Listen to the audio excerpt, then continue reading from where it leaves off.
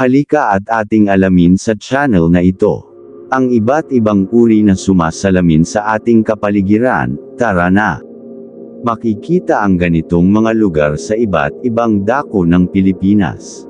Lalo na sa mga probinsya, marami ang mga dumarayo dito para magtampisaw. Halik at puntahan na natin. Ang pawikan ay isang uri ng malaking pagong o galapagong duck, may mga palikpik imbis na paa. Karaniwan nabubuhay ito sa dagat, kabilang ito sa superpamilyang Chelonoidea at Dermochelidae.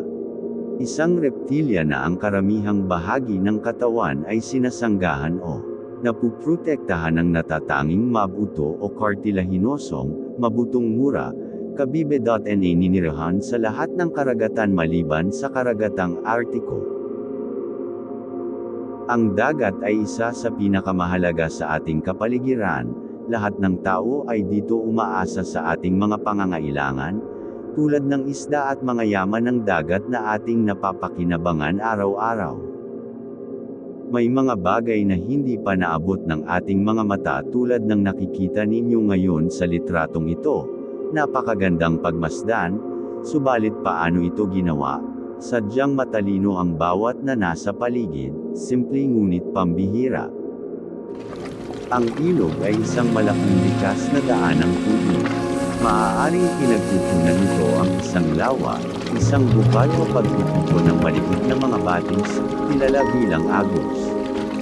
Mula sa pinagkukunan, dumadaloy pababa ng isang burol ang lahat ng mga ilog, na kadalasang tumipigil sa mga karagatan. Ang salitang tinatawag na ilog, ay tumutukoy sa uri ng anyong tubig, na karaniwan ay napapaligiran ng lupa sa magkabilang bahagi nito.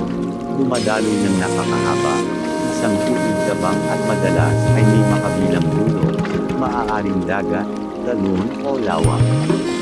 Ang ilog ay isang malaking likas na daan ng tubig.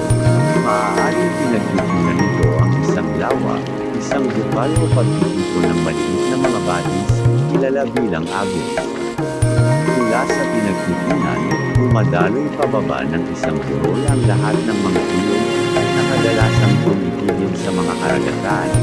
Ang salitang tinatawag na ilog, ay tumutukoy sa uri ng anyong tubig, na karaniwan ay napapaligiran ng lupa sa magkabilang bahagi nito.